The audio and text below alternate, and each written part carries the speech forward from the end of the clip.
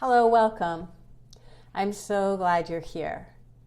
I first want to begin by doing a land acknowledgement and acknowledge that I am filming in Mi'kma'ki, the ancestral and unceded territory of the Mi'kmaq people. This territory is covered by the treaties of peace and friendship, which Mi'kmaq and Maliseet peoples first signed with the British Crown in 1725.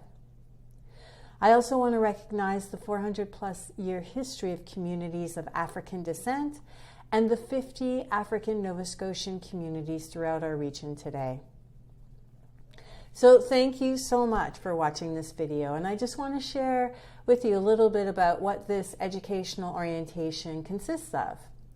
You're going to watch 4 videos, including this one. And they're quite short videos. This is just going to introduce you to the research project and my experience of menopause. And then you're going to watch a video on the history of menopause, which will showcase 1700s to present day. A little bit about the stigma of menopause in the 3rd video, and then share with you 4 different conceptual models of menopause.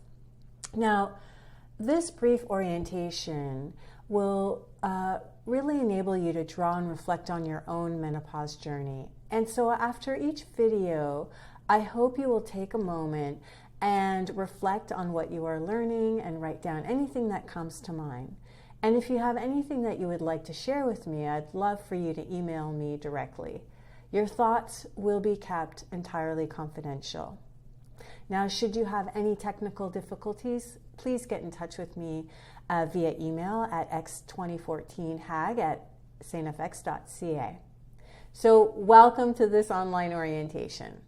In this learning activity, you're going to be introduced to the why behind the research and the meaning of menopause. I am very interested in how women learn about and experience menopause because of my own lived experience with menopause. Your story, your menopause story, is essential to helping others understand this change of life event.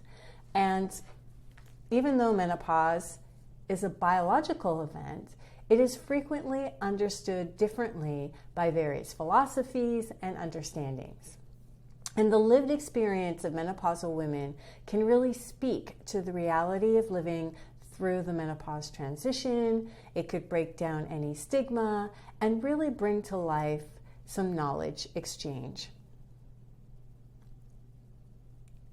My menopause story happened early. I am currently in my early 50s, and I am really aware of the link between menopause, aging, and the value placed on youth in Western countries. How women learn about menopause is of great interest to me because of my own lived experience and socially constructed knowledge. I am situated physically, hormonally, emotionally in my changing body. And as a woman with ovaries, I went through menopause at 45, and it was accompanied by hot flashes, night sweats, and anxiety. Menopause, I believe, is a part of women's lived experience that should be recognized as a natural aspect of life. And some of the physical changes I experienced during menopause had a significant impact on how I felt about myself and my self-worth. Growing up as a biological female in a hypersexualized culture, I was taught that my worth was determined by my ability to reproduce. And I started unpacking and processing the changes my body and my mind went through during the menopause transition. The words and the images that kept coming up during my menopause transition really described menopause as being impaired, and it was marked by decline and shame. And it seems to me that phrases like being deficient, in decline, dried up, devoid of vitality are particularly damaging to our sense of self and disempowering to this stage of life for women. I'm curious if framing menopause as a problematic medical condition impacts a stage of women's lives that might otherwise be perceived as a significant life change or a new beginning. This research project aims to explore women's lived experience and understanding of menopause and how this experience is learned and shaped.